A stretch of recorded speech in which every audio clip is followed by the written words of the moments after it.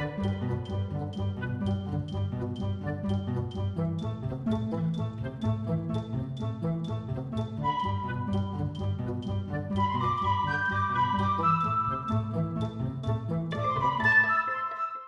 there is one thing the internet needs, it's more opinions on Game of Thrones. So, prepare to receive my straining erect thoughts right into your shy quivering minds. Whilst most people know about Game of Thrones from watching the TV show Game of Thrones, apparently there are a significant group of people out there who still like to read books. For you young people out there, books are like TV for your imagination. George R.R. Martin wrote A Song of Ice and Fire over a vast amount of time, and as any fan of the books will tell you, the wait gets longer between each book.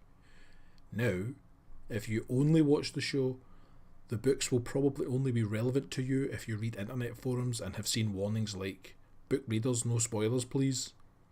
Apparently though, if you are part of that imaginary group of people who pretend that they cared about the books long before the show itself is worse than 5 Satans. If you admit to a hardcore book fan that you only watch the show and do not care about the books, you might as well admit that you enjoy smearing jam on the genitals of trapped children. Talk about R plus L equals J to a show fan and they'll say something like, "Oh, I read about that somewhere. That could be quite interesting. I wonder how that will play into the show." Whereas if a book reader heard the show fan saying such a thing, they would be like, "Oh my god, do you even know about that scene when Robb Stark was talking to his barber or whatever about the local rum supplies, and then Jon Snow happened to pass by, and then he went to the Godswood to have a vision quest or some shit, and then Obi-Wan gave him that clue regarding the ancient castles in the west and the fire dragons and all this other nonsense. Oh my god, you don't know anything!" And so on and so forth. They have quite a habit of overreacting. Because I am a normal, well-hung person who enjoys both the books and the show, I feel that I'm qualified to tell other people what to think. So, I'm going to compare the two in terms of what each one does better, in my opinion, and hopefully, in the end, you'll come to the same conclusions that I have. Something, I like dragons, and something else. What's his name? That guy with no nose. I think it's Tyrion. I think I ruined the song. It's really hard to say George R.R. Martin for a Scottish person, so I'm just going to say George Martin, even if he sounds like that guy from Police Academy, okay? Anyway, George Martin enjoys piling almost psychotic detail into his work, which made all the battle stuff, the plots, the tactics, the marching campaigns and all that stuff really interesting to me. It was kind of like reading actual medieval history of the UK and Western Europe, except for the demonic vaginal assassin monsters. Because with this storyline you had like Robb Stark and Renly Baratheon, Stannis Baratheon, the champion of justice, and all these other dudes fighting. You've got Tywin Lannister pulling the strings at the back, all the cool storylines and such. The show didn't really have the budget to do it justice in terms of the battles, so I think the books definitely get the W on this one. Fantasy is kind of like science fiction in the sense that it's cool to imagine stuff, but some things you really want to see what they look like for realsies, like a dragon for example. Unless you live in Wales, you're only ever going to get to see them in the media. Drogon is an impressive specimen of dragonism, I think. And it's pretty cool to see him getting bigger and bigger. By like the last episode of the show, he's going to be literally Godzilla sized. All the fantasy stuff to me is quite cool. The armour, the Lannister stuff in particular, because they've got that elaborate samurai style stuff, and the Starks are walking about in chopped up carpets, all these interesting swords. Some things are just better to look at, like Natalie Dormer. Oh my sweet god. I would go so deep inside her that I would literally look my own penis in the eye. Yeah, this is better in the book. That's it. Doesn't really need an explanation. In the books, it's kind of the same as the other kingdoms, plotters and schemers, and they all have their own plans to take power and whatnot. In the show, it's led by Dr. Julian Bashir, who goes out like a total bitch, and then basically the whole concept is dropped. To be perfectly honest, it's not super great in the book, in my personal opinion, but there's at least some depth there, so it's definitely worth checking out in the book.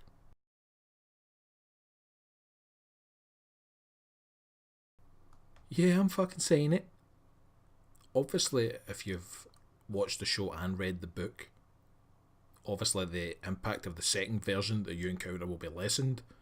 But regardless of that, in my personal opinion, in the book, the idea that the Freys are going to betray the Starks is hinted at so strongly that you would need to be an actual cave goblin not to see it coming. It's kind of like Jon Snow joining the Wildlings, which is a similar point. In the show, it's not 100% clear that he's remained loyal to the Night's Watch the whole time, which is quite interesting. You know, in the book, the characters are almost telling it.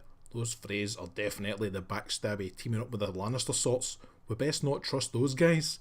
So let's put all our swords away and have dinner with the gollum-faced old child molester in charge in that dank castle. In the show, they at least try to make it seem somewhat unbelievable. I mean, Rob's wife is cutting about and whatnot. They'd played up the narrative of the young handsome son avenging his dad quite a lot, and on TV you wouldn't expect that to go the wrong way, and then he gets stabbed to shit. So does his wife, so does everybody. It just had a really visceral effect on the show. I mean, watching his wife getting the ED-209 treatment was great. I mean, not great, obviously, but fun, you know? Not fun. What's the word? Arousing? Pretty much every person of any repute in Westeros wants to sit in the chair of many swords. It doesn't matter if they're rich, or poor, or white, or black, or even female. By the time you're balls deep into the book series, pretty much every big house of Westeros has at least one person, if not more, that wants to rule the entire universe. And that's not counting all the smaller lords, the punters like Littlefinger, the various women who feel wronged in this patriarchal society and whatnot, and everybody else. And I apologise for I keep saying whatnot, I can't help it.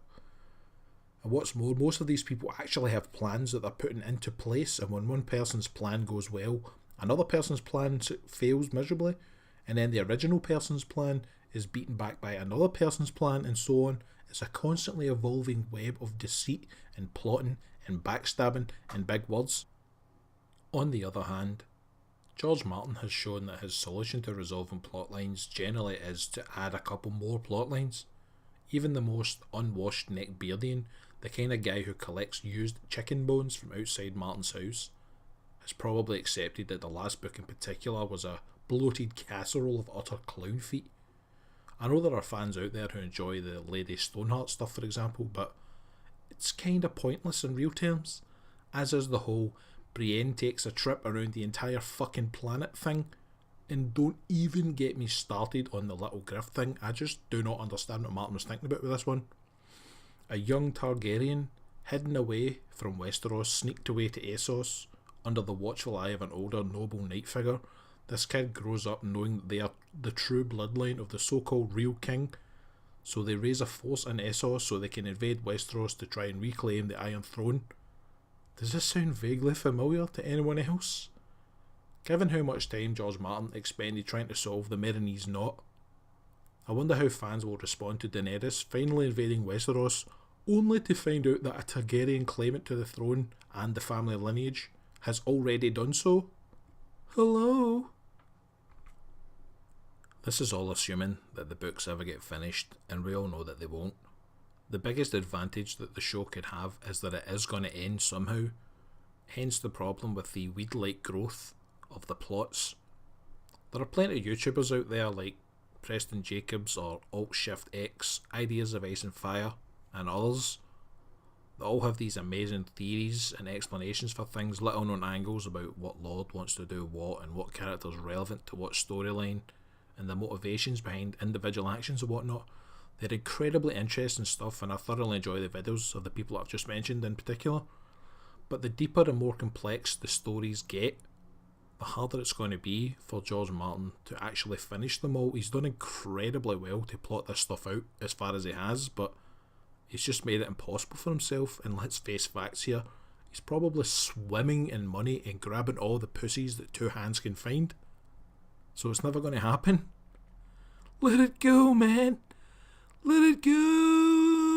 In conclusion, both the books and the show are great, and in an age where most of TV is either crime shows or reality TV ass garbage, just shut your disgusting faces and enjoy the fact that a show about dragons, swords and titties is on TV. A small aside, My own personal theory is that there is indeed an ice dragon contained within the wall, and when the White Walkers invade, the Night King will break the wall and release this dragon. Insane? Yes. Amazing? Yes. Utterly stupid? Also yes.